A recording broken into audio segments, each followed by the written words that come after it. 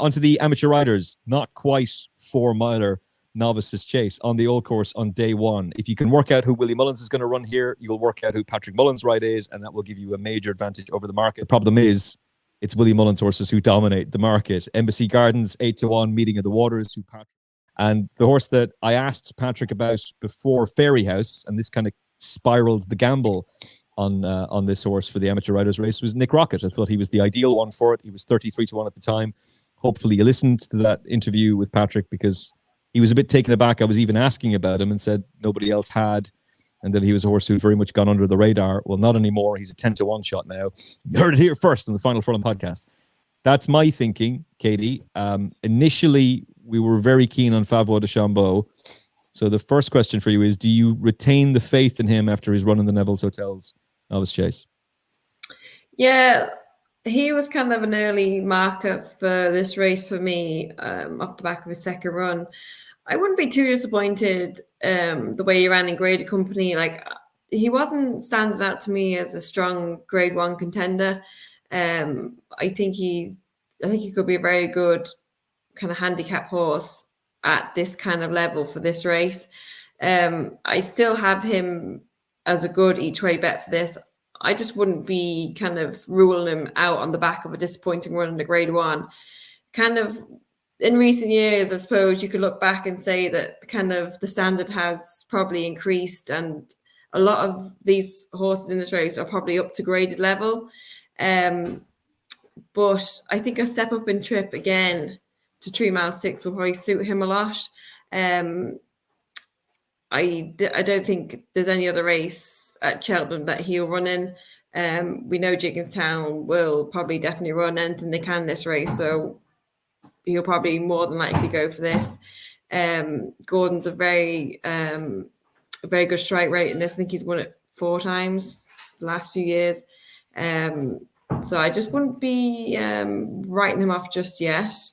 Meeting of the Waters was kind of a horse I had my eye on over at Leopardstown for that Paddy Power chase. I thought he was quite impressive. I know he was off bottom weight, but he has got a new rating of 147 now.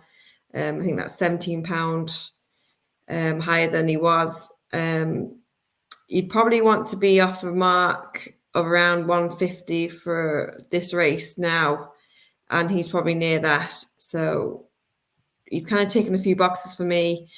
The course will suit him. The step up to 3 mile 6 will suit him, no problem. He jumps well.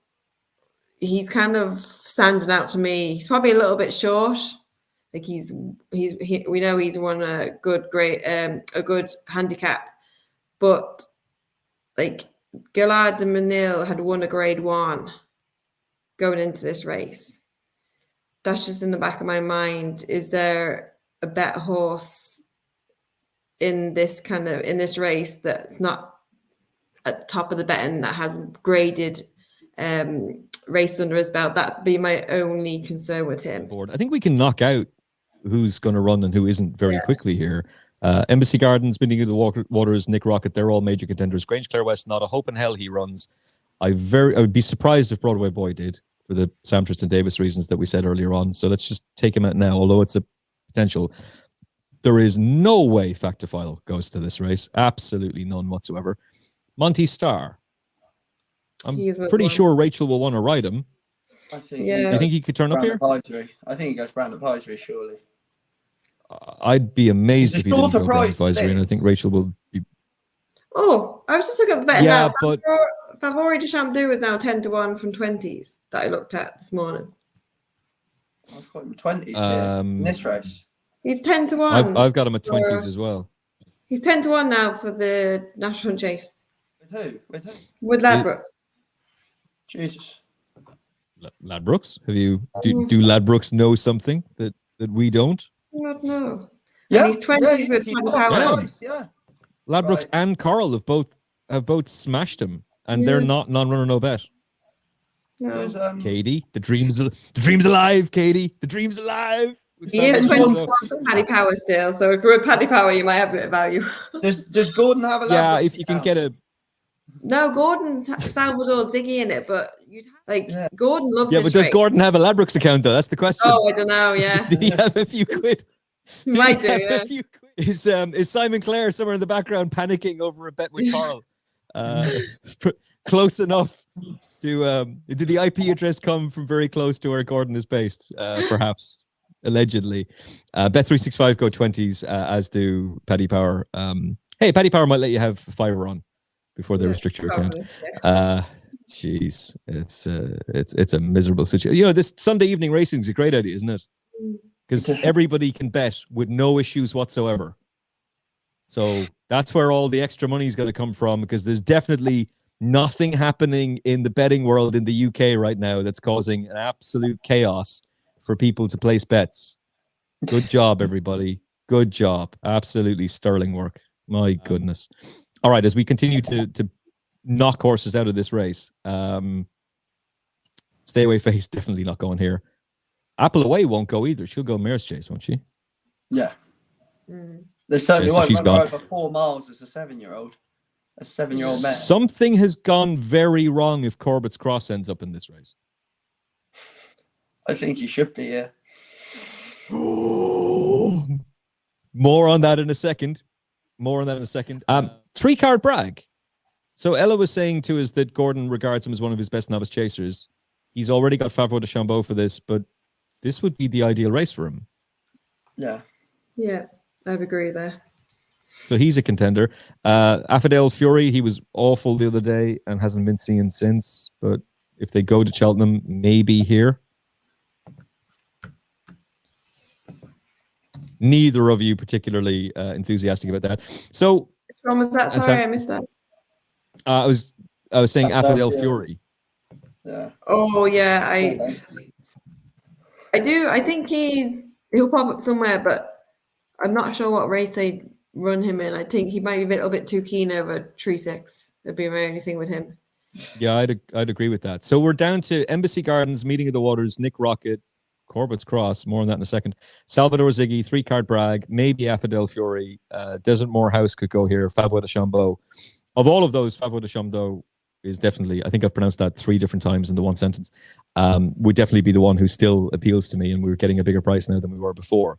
But talk to me, George Gorman, about why Corbett's Cross should run in this race. Because he's not good enough to win the Brown Advisory, would be my thing. True.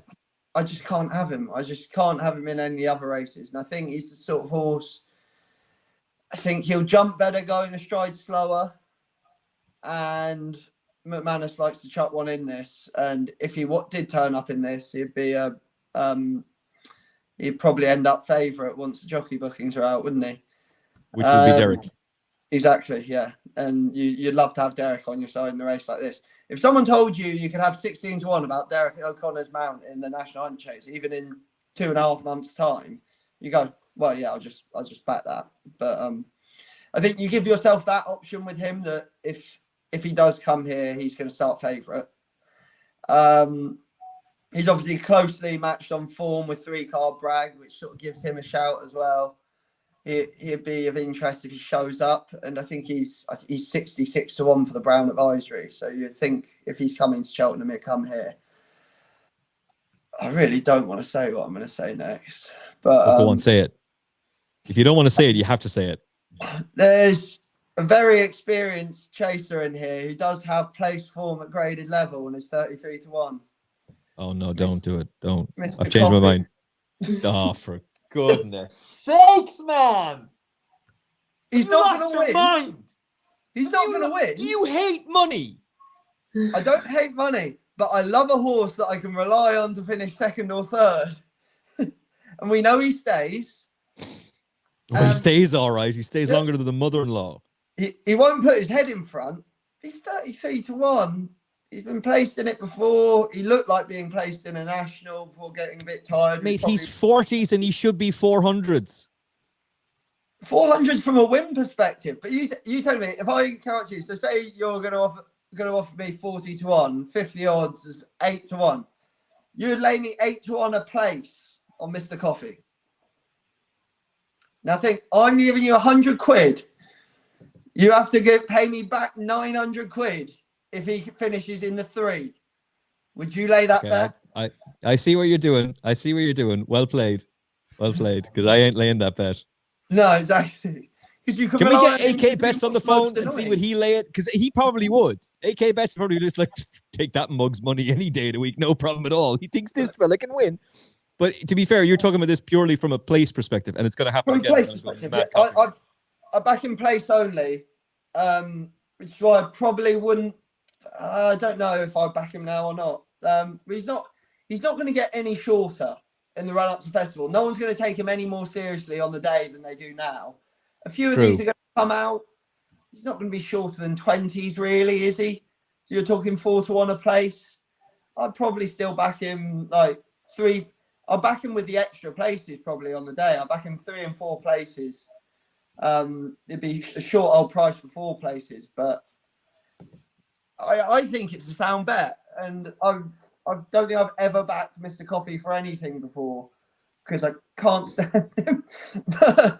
I'll tell you what, you can't stand him. The last time he won a race, the world was in lockdown. Yeah. Nobody could go racing. We were all stuck inside. We all had to wear those stupid face masks everywhere, and we all had to get our, which of course is safe and effective. I got 4 of those bloody things, and I got COVID 3 times. So make sense of that one, why don't you? I don't get it. Look, I get it from an each way perspective for sure, but Jesus, if Mr. Coffee wins the National Hunt Chase, we should all just bang our heads off the wall and just forget about it. The game's over. The Corbett Cross, though. Since he last won, he's run 14 times. He's been in the 3, 9 of them. He's run 14 times, and he hasn't won any of them. No, but he's been in the 3, 9 times, and he's been second 1, 2, 3, 4, 5 times, 6 times. Deary me. I was not expecting that horse to get a positive mention, at least on the Final Furlong podcast today. Katie, on the idea of Corbett's Cross, so we've worked it out. Factophile is going to win the Turners. That's very simple. So JP's got that race wrapped up. I guess he could run 2 in it, maybe. And you could argue that trip is going to suit him. He can't beat Grange Clare West. He couldn't beat him on debut. He couldn't beat him in Grade 1 company. I don't see any world in which he miraculously turns around a 9 1/4 length to defeat and a 6 length defeat to him in Grade 1 company. So maybe our boy George has just absolutely nailed this. Run him in the amateur riders race and give Derek O'Connor a big win. Yeah, I can see where he's come from, but I'd be surprised if they ran him there. I have my doubts that he'd stay 3-6 at this moment in his career. I think he's got more pace than a lot of people think. And if they were going to do anything, I think they probably would have come back in trip to 2.5 more than going out. That's just my own opinion with him. But I can see where George is coming from regarding I think probably just JP is probably only likely runner in that race, so he could potentially run it. He does like it. Yeah, but I just think I don't know if 3 mile 6 would be the right thing for him at this moment in his career. A horse I was kind of half looking at was Desmore House. I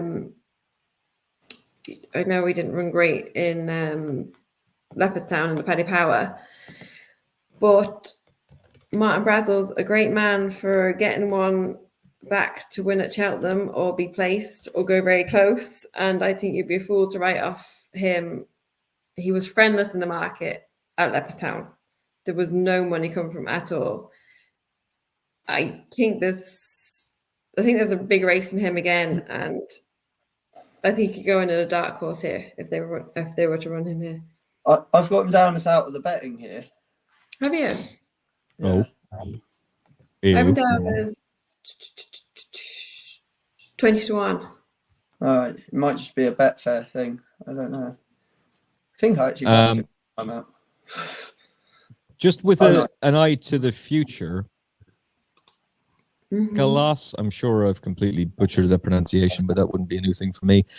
Look, that run in Ferryhouse the other day, look, they clearly just needed to get a confidence boost into him, get him round, and make sure he can actually jump. I thought it was significant that Mark rode him that day and not I Am Maximus, given the fact that he's an Irish Grand National winner. He was fairly fancied against his stable companion in Cork and was going reasonably well when he tumbled. It's just he needs to get his jumping right. But there's a big race in him. I'm not saying it's this one. It might be more handicap route. But he's definitely a horse who shouldn't be underestimated.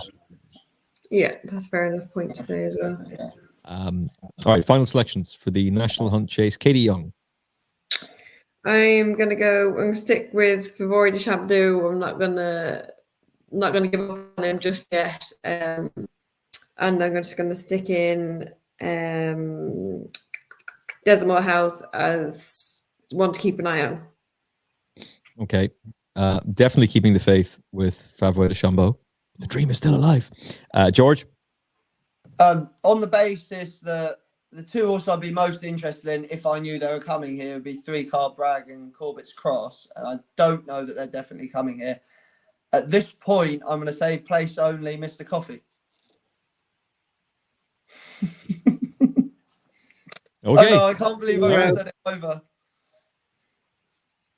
I can't believe that either. But hey, if we get the money, we get the gravy, in which case we'll all laud you and talk about what a genius you are. If he falls out the back I'll tell you. Of course you will, George. Of course you will. And that Final Furlong Podcast Cheltenham review will be so much fun if Mr. Coffee is coming. Nailed Nick Rocket on the line. No, Nick Rocket is my overall selection for the race. I'm very keen on Favori de Champdou. To be honest, this is not a betting race for me at the moment. I think it's a nightmare. I think it's very interesting what you're saying about Corbett's Cross. I would have the same view as Katie now. I still expect him to go shorter distance, but JP does love this race and he doesn't really have anything for it at the moment except for him. And I don't think he can beat Factor File, and he definitely can't beat Grange Clare West. So maybe this is the race he goes for. Speaking of JP, the Mrs. Paddy Power Mare's Chase, technically speaking, will feature a number of novices. So very Brucey bonus speed round will include it. Dino Blue obviously is not a novice. She does have a question mark though about stamina. It's not guaranteed that she's going to appreciate this. Certainly not on the new course. If it was the old course, I'd have no issue, but new course is a bit different. I had come around to thinking Allegora Devassi was going to win this. And then she did what she did the other day. So rethink there. Yeah, given the fact that that was my thought process, George, I'm going to go straight to you. Who do you think is going to win the Mare's Chase? I think Dino Blue's probably the most likely winner. I was against her the last day on the basis that she had been beaten every start she had in a Grade 1, and she's turned that around. I expect Gentleman to me to improve for the run is the only thing I'd say. Captain Guinness obviously didn't fire. Dice at Dynamo did his party trick, fell at last. Oh, God. And Samoa can be relied on to hack round and just about squeak into third in small field races. I fooled myself into backing Samoa on that race. What a clown I am. I backed him each way, ante-post. You've got to do it with Samoa. Great minds! Any meeting where you know there's going to be 5 or 6 runners in a race, you're not going to get your 3 places. Just back Samoa, as long as conditions vaguely suit. Just back him ante-post each way, get the 3 places. Very, very reliable. But I wouldn't take that defeat of Gentleman to me too literally. He's done all his best work in the spring so far in his career. But yeah, it's hard to take anything away from Dino Blue. And she is the most likely winner at this minute. I think Riviere de Tel, I've been really pleased with her all season. Like, she's just her first run of the season, I could see that she was enjoying herself more than what she was at the end of last year. And she's improved and improved on each run. Like, I actually think, did she get a career high RPR last time? She did, 154. Don't know if she'll be good enough to beat Dino Blue, but 14-1 when she's fairly unlikely to go anywhere else. I don't know. Maybe they'll give her an entry in the Grand Annual, possibly. I think they did last year. But off 149, that's going to be quite tricky. The other horse completely missed up until just then is Night and Days in here at 20-1. And massively with her the last day, mostly on the fact I thought Brandy Love was opposable. But the actual performance she produced was an absolute trouncing of Brandy Love. She'd have to keep improving. Was it? I thought it was. Yeah. Beat Brandy Love by 10 Did we see? Did we see? Well, we can see at the last. We can see from the last to the line. True. Brandy Love was a long way behind. Presumably, Brandy Love jumped at least a little out to her right on the way around. But it was I was sort of with her for that day, and I actually left with a impression that she's actually quite a lot better than I thought she was. I probably want to see her run again before I back her for this, though. I want to see that she can actually back it up. But she's certainly going the right way, and she's one to bear in mind with a view to this race. This all obviously might go out the window if Apple Away wins by 30 lengths at the weekend, it should be said. But for now, my play on the race would probably be each way Riviere de Tel. Is there any doubt that she's just better going right-handed, or is she okay left-handed in your view? I think she's okay left-handed. It was left-handed when she was second to the horse that's never sound, Fernie Hollow, wasn't it? Yes. Yeah.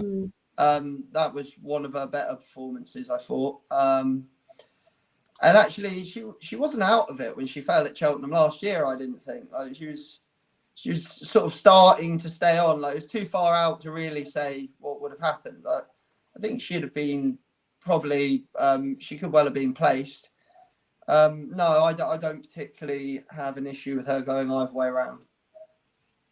It would be a slight doubt in the back of my mind, but she might just have too much class for these in the end. Like, this is a tricky division, Katie, because I was thinking that when Allegory Devassi puts it all in, she's very, very good. The problem is she seems to be better going right-handed. That just seems to be the obvious thing.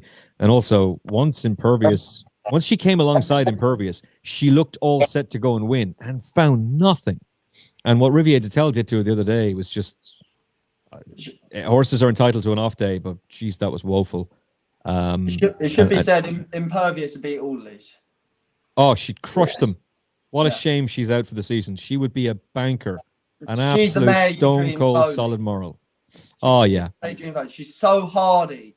Like the way she eyeballed Allegory Devassi that day. The moment that it was upsides for more than 2 strides, Allegory Devassi was never going to have the guts to beat her. Like, murdered them.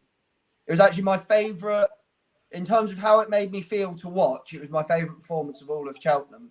Just seeing a horse like that just guts it out. Like, obviously she's got plenty of class, but like, I think there's something when you felt that under you as a jockey, when you watch it and you recognise it for other people, just there's a feeling it gives you in the pit of your stomach, like the feeling when you're on a horse of knowing it's giving you everything, that sort of rather die than get beaten. And that's the impression she gave me that day. I love her to bits. It's such a shame that she's not with us this season, but hopefully back again next year. I was starting to get the impression they were going to go for the Gold Cup with her, because that's how good she is. Like, she's almost too good for a mare's chase, but they probably would have gone for this again. And there was some slight hope that she was going to be back, but no, not this season. Can you remind me, did Mark get injured? Is that why he wasn't on board in the mare's chase? I think he was. I think Brian Hayes was on Impervious anyway. Was he? Was he injured from the fall on Corbett's Cross? He was.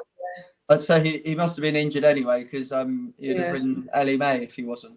Yeah, he was meant to be on Ellie May. Yeah, that's true. Yeah. Geez, he was nearly killed when Corbett's Cross did what he did. That was bloody incredibly dangerous. Jordan Gainford was nearly killed when Riviere de Tel came down. But if she does handle a left-handed track, she'd be very, very interesting, Katie. Yeah, I'm all about Dino Blue.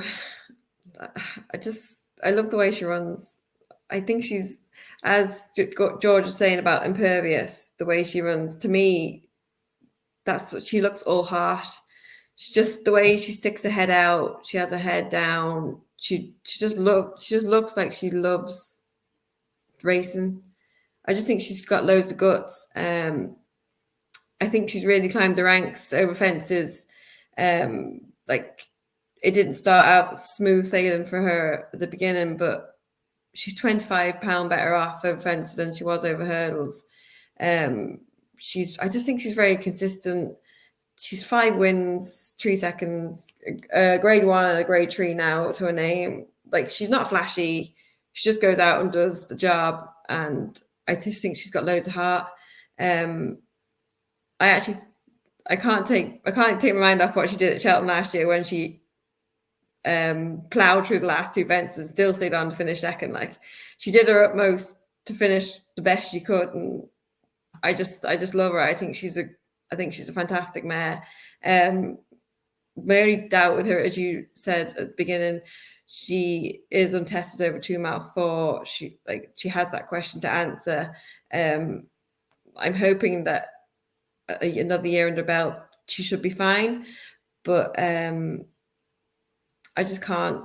I wouldn't put Riviere de Tel in the same league as Dino Blue yet this year, and I just had that in the back of my mind. I don't think Riviere de Tel is consistent enough to be putting her up on the shortlist. I'd be having Limerick Lace above Riviere de Tel. Yeah, so would I, actually. She was incredibly well backed for the Troytown against that battalion of Gordon Elliott horses. The only one they wanted in the market was her. Didn't happen for her there, but it did happen for a Doncaster the other day. Just coming down in trip, is that going to be okay for her? Yeah, I don't think she'll have any problem coming back in trip. I think she's kind of been very consistent this year, and she's kind of starting to hit her heights. She's related to, I like the way you're thinking. I think he was 2.5 miler. I think he had form over 2.5. I know the way you're thinking, he's 2.5 form. The only thing is that race in Doncaster, I don't know how much strength and depth there is to that race. Like, I think she was very well placed by connections. I would say that she won a very winnable race there, but she is on the improve, and she's probably one to keep an eye on. She just hasn't got that grade 1 level like Duno Blue and Apple Away has over hurdles. But I think she could come under the radar a little bit here, and she could be a nice each way bet. I'd agree with George about Riviere de Tel. She has showed a lot of improvement this year, and I think that is something just to note, that a lot of those juveniles seem to be having a kind of a bad year. They kind of have a rough year after juvenile season, and they kind of start to find their own feet then the season after. And I think kind of you might see that kind of as a trend going on, that can happen with a lot of them. And she might be one of them. Just to make a note of, she could be back on the improve. But I do think, like you said, that she might just be better going right-handed. And I wonder whether connections might just keep her at home, because she is running a lot better this season. But Apple Away would be another one to keep an eye on. We'll see what she does this weekend, but I'd like to see her step up in better graded race, so we'll find out more about her. And just Hortier, I wanted to just touch on. She's a big price at 33 to 1. She'll have the £3 penalty now because she won a grade 2, I think. So she will carry that forward. So she won't be too like Dino Blue. If you think Dino Blue is going to have £5 penalty, and so is Apple Away, she'll have a £3 penalty. Dino Blue isn't going to be, for winning a grade 1, she's not going to be too far out wrong in the weights with these. This is what I have in the back of my mind. But going back to her, she was very impressive on heavy ground at Limerick. I don't know whether she could reproduce that form at Cheltenham, but at 33 to 1, I think she's quite a big price.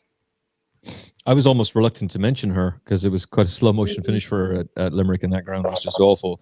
But I'm glad that you did. I like her a lot. I think she's better than she's been able to showcase so far. I like Ava Grace, who she beat in a stable companion, who she beat back in May. She was completely outclassed by Ashrow Diamond back in Ferryhouse, but she's capable. Like that, she could be anything. Is not a bad horse. I think she went to the sales recently for bloodstock purposes. Very interesting one. And any Willie Mullins horse is that kind of a price is just crazy. I agree with both of you as well about Apple Away. This is a grade 1 class horse over hurdles. And talk about overreactions.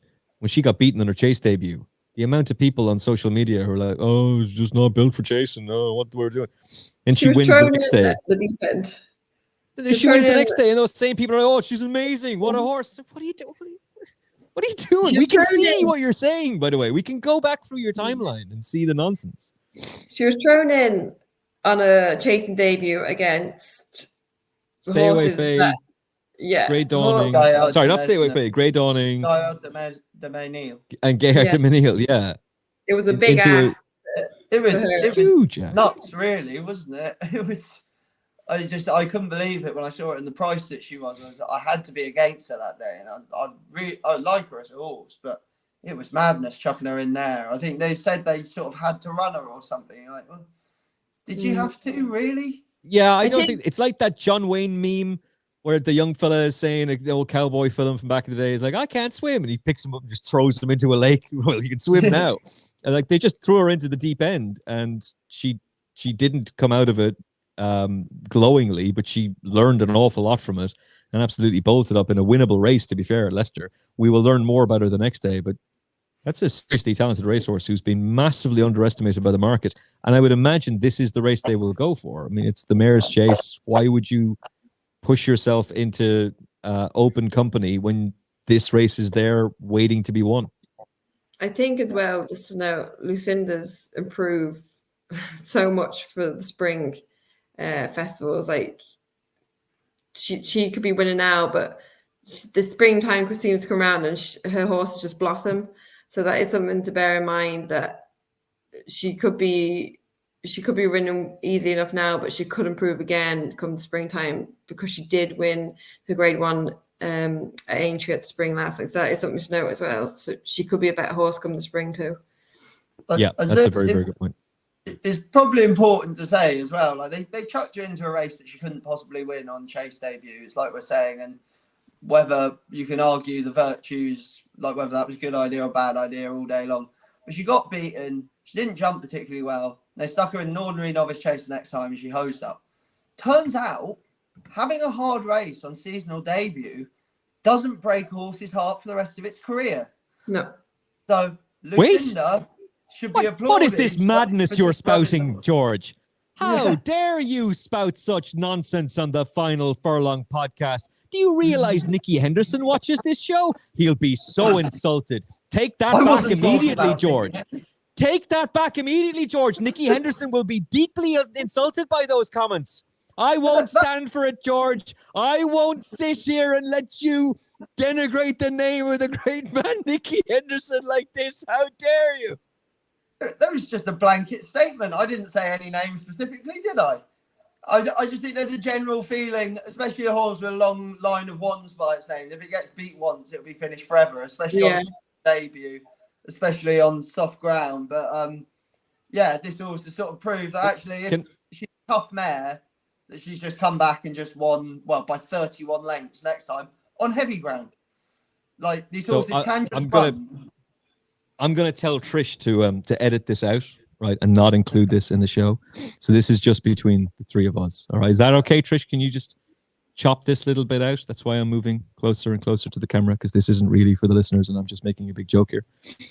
Nicky was never going to run Constitution Hill on Trials Day. He was never going to take that horse on soft ground at Trials Day. And I don't know why the BHA thought that he was going to, but hey, he has fooled you twice now. You moved the Fighting Fifth to Sandown. He's never running it there either. He was never going to run him there. And the only reason the Beulah was moved to Trials Day is because he got rid of that stupid race, the Contenders Hurdle at Sandown, which was a stupid race of the highest order. Finally, the BHA saw sense, got rid of that nonsense race, and then scrambled around and went, we can't let the Irish have the dominance over the 2-mile hurdling division with the Irish champion hurdle. We better move the Beulah to Trials Day. And he goes, no, I'm not going to turn up to that either. Bah! It's ridiculous. It's utter nonsense. He's going to go to the champion hurdle. He'll go probably, will he even come to Punchestown? Probably not. Is he going to go for the entry hurdle? Because, he nearly got beat there last year. Geez, he got a bit of a scare. Oh, I don't know if you can give him a scare. Horses are meant to be raced. That's the whole point. Imagine if Aidan O'Brien had done this nonsense with Istabrack back in the day. Imagine if Aidan O'Brien had said, well, we could run Istabrack in an entry hurdle, but Pridewell might beat him. So, no. We could go up against Limestone Lad. We could go up against Moscow Flyer, but I don't know. They're good horses. I don't want to run them against good horses. What a joke. Did Istabrack not tend to come on for a run as well? Yeah. Yes, of course he did. Yeah. On debut, didn't he? Imagine Willie Mullins saying, well, we're not going to take on Solwith because he's good. Jesus Christ. We'll never learn anything about Constitution Hill. We're waxing lyrical about what a superstar he is. I'm done waxing lyrical about that horse. What's the point when he's just wrapped in cotton wool? Is there a person in racing that actually feels any sort of emotional connection to him either? I don't think there is. How could you? Because we don't see it. Perfection is hard to empathise with. As like a lot of people, but even like Frankel was unbeaten. I'd like to think we all liked Frankel more. Like we had a closer feeling to Frankel than we did to Constitution Hill, don't we? Yeah, and he was owned by a multi-billionaire Saudi prince. As somebody that is not actually in touch with the common man, like a good man, a man who supported racing brilliantly, but still, like, unbelievable generational wealth that none of us would be able to comprehend. No. But Frankel was named after Bobby Frankel, who most Europeans don't really know, but those of us who watch the Breeders' Cup acknowledge what an incredible trainer Bobby Frankel was, God rest him, trained by a legend in Sir Henry Cecil, God rest him, who trained that horse unbelievably well. Tom Queally did his best to get him beaten into St. James's Palace Stakes because it would have been boring if he didn't give someone a bit of a fright. But yeah, you are 100% right. Coolmore more aggressively campaigned Auguste Rodin and Paddington, two horses who had an awful lot to lose in terms of their credentials as being stallions, than Nicky Henderson will with bloody Constitution Hill, who can't be a stallion. What's the point? What are we doing here? Why are you not coming over? Give me a good reason as to why you're not coming to Leopardstown, where you're going to have thousands of adoring fans. Leopardstown would roll out the red carpet for you. RTE would do an entire feature about Constitution Hill coming over, the British invading Ireland, coming to take our prize money. We'd make a whole big thing about it. It would be amazing. It would be epic. It would be great for racing. Everybody wins. If Constitution Hill comes over to Ireland for the Irish Champion Hurdle? No. Because Faugheen won it and then got injured. And that's what it's about. It's just fear. It's this terrifying fear that, oh God, if I run him, he might get injured. Nicky, that's what horses run. They have to race. And you're not letting us see what this horse is capable of. I'm sorry, but I'm kind of rooting for Stateman now, to be honest. I'm like, come on, Paul, pull out something miraculous and beat him. Because the only way we'll ever really see how good Constitution Hill can be is if they wipe the smirk off their face and beat him. I'm sorry to say that, but he's got to lose the unbeaten record. Someone's got to come along and beat him. And there is nothing that can. There is not, like, the idea that Stateman can beat him is just fanciful. I'd say, I said this on the review show, I'd say Willie Mullins was kind of kicking himself that it wasn't Imperial Pass who won, because at least then there was some hope. Well, Imperial Pass beat Stateman. This is a new form line. Maybe he can improve enough. No, Stateman crushes him. That ends that dream. And Stateman can't beat Constitution Hill. This is nonsense. If he doesn't bring him to Punchestown, what are we doing? Like, what are we doing with this horse? We're all going on about how amazing Constitution Hill is. Is he? Because I don't know if there's any 2-mile hurdler in training that's any good to actually put it up to him. Anything that was good enough in the novice hurdle divisions last season, Marine National was never going to stay over hurdles and take him on. There's straight to fences with him. There's the one horse that might have been able to give him a race. They all duck him. They're all gone from him. And Nicky is ducking everybody. Now, I'm not going to run on a fighting fifth because it might be just a little bit too hard on the soft ground. Oh, we'll go for Christmas hurdle, great. But we're not going to go for Trials Day, and we're definitely not going for an Irish champion hurdle, which we would win doing handstands. Sure. Look, Side of Grugy was one of the most unsound horses I've ever known, like in training. And the year he won the champion chase, he ran 7 times in 6 months. And the only time he got beat was the second one of them. His prep for the champion chase was the Clarence House over 2-1, which is the furthest he ran over that season on heavy ground. Good horses can do it. It's just whether you choose to let them. The difference is Gary Moore has the heart and the commitment to run. Yeah. And let the horses actually see these horses. Let the fans see and let the horses do the talking on the track. I think this horse is a superstar, but I'm going to let him show it for you. There you go. It's onto the horse. Moore has the heart and the commitment. Mullins has the heart and the commitment. Nichols has the heart and the commitment. Gordon Elliott has the heart and the commitment. Nicky Henderson doesn't. No. Nicky Henderson has the heart. He does not have the commitment. I think he genuinely believes he's looking after these horses. I do. Of course he does. It comes from a good place, but it's bloody frustrating. It's killing the game, man. It's killing the game. And by the way, I'm not ignoring the fact that Gordon is going straight to the stairs hurdle with Teahupoo. He doesn't get an easy pass. And nor does Mouse Morris for going straight to the Gold Cup, by the sounds of things, with Gentleman's Game. I mean, that's madness. This is utter madness.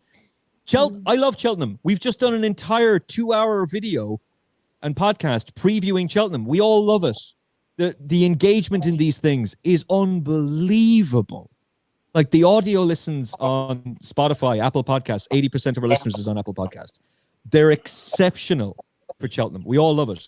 It will consume jumps racing, it will devour it, and it will destroy it. We're not really careful. And this thing of, we gotta go, we can't run him on soft ground, old chap. What are we doing? What's the point? What is the point? You've got the best and most exciting horse in training. Galopin des Champs is the best horse in training. You know why? Because he turned up for a Savills chase. And he'll turn up for a Gold Cup, and he'll probably turn up for an Irish Gold Cup, and he'll probably win all of them. These horses run. That's why Galopin des Champs is the best horse in training. We can't say anymore. We should all stop saying Constitution Hill is the best horse in training because he never bloody runs. What's the point? Oh, you've made me mad now. But we should be excited going into the champion hurdle, like to see a horse that quality. And I found even last year when we didn't actually know if he was like 100%, we didn't know if he was good enough to win one. I sort of almost like went, it's champion hurdle now. I was like, wasn't really that interested because A, there's no betting angle, and B, you're like, well, I don't know this horse. But you can pick him out of a lineup. If you took the bridle off him and took the silks away, you can pick that horse out of a lineup. Whereas Frankel, you could. 100%. You recognise. Katie could. What, Constitution Hill? Yeah. Let's do that, actually. Let's get 5 random horses, mix them up, throw them on the screen and say, right, which one's Constitution Hill? Random small bays with no markings. He's got a little white flower on his head, it looks like. There are plenty of those, though. I know him. I went off there on a real emotional tangent, though, Katie. But this is. It is annoying, yeah. Willie's, you see Factifile there, they hold him in high regard. They weren't worried that he got bet. It actually probably did him the world of good getting bet first time out. It's not.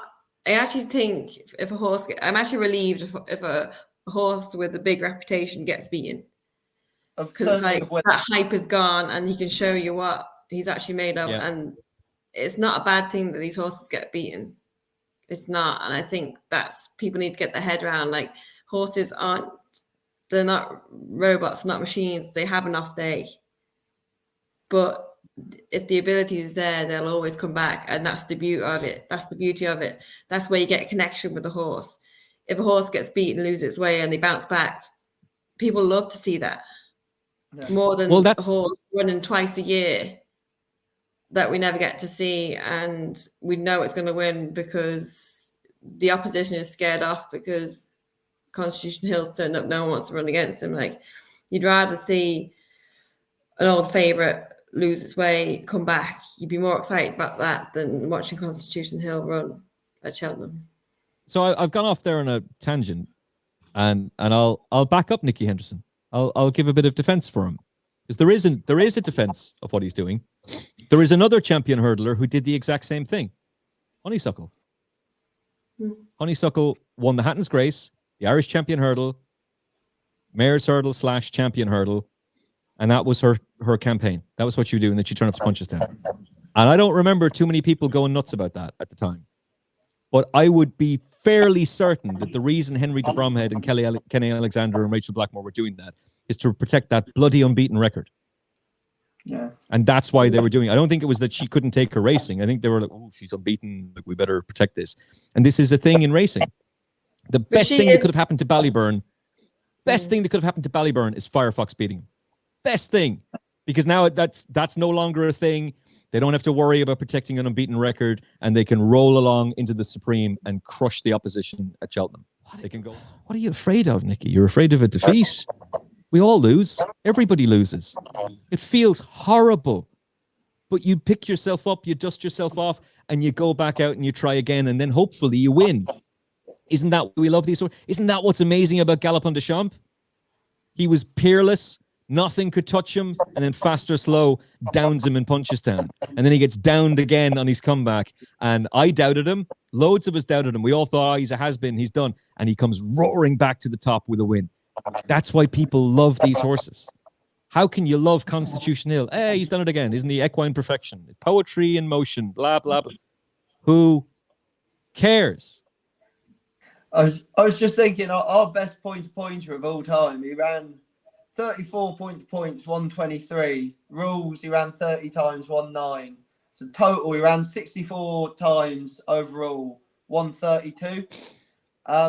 So in Nicky Henderson's mind, that was be an abject failure because he got beaten in 50% of his races.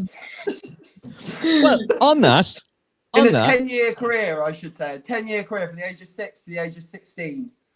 The Aussies got a real, that's obviously a phenomenal achievement. What was the name of that pointer? Cape Stormer. Class. He was champion horse of the country in 2006. Go on, the Gormans. Go on, the Gormans. He won round 11 times, won 9, but he got beat twice. It's no good. Well, here's one for you.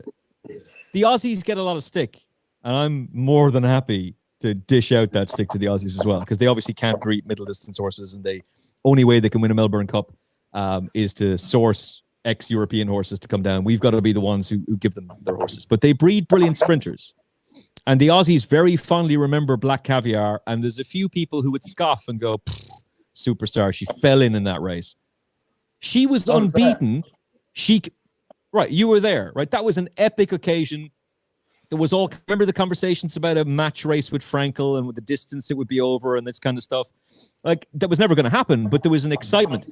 She came to the Northern Hemisphere, raced in one of the most competitive sporting events in the world, one of the most competitive races in the world, and she won it.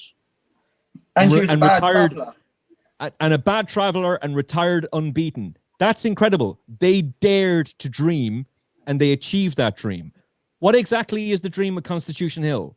Win 17 champion hurdles? Great, fantastic. What else did you do, Nicky? Did you win an Irish champion hurdle? Did you win at Punchestown? Did you achieve anything in between that was exciting?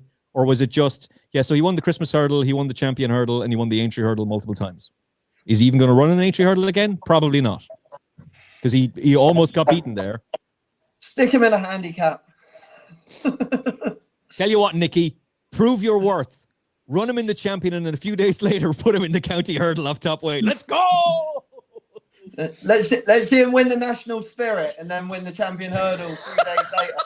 Come on, let's go. If it was Gary Morris, that's what he'd be doing if he win the national spirit. The famous Fontwell Cheltenham double. Oh, wouldn't Sky love that? It's like National Spirit Day with Constitution Hill. That'd be amazing. Okay. Let's pull this back with our best bets for the Novice Chase division, and then everybody can go about their lives.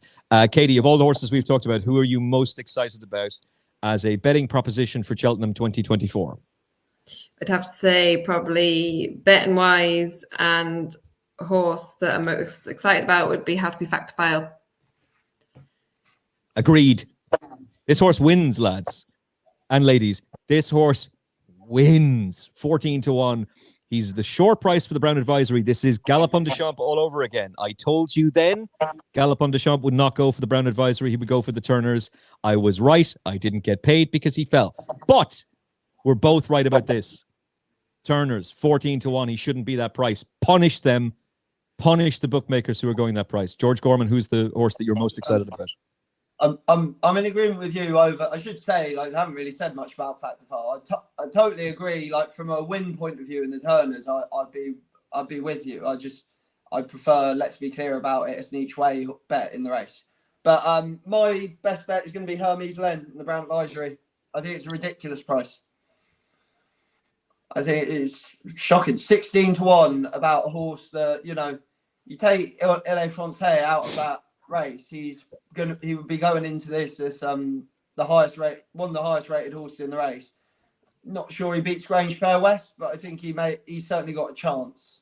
And he's he's the definition of a good each way bet. He's got a chance of winning. I think he's nearly a certainty to be placed. And he's 16-1, isn't he? Yeah. He is a 16-1 shot.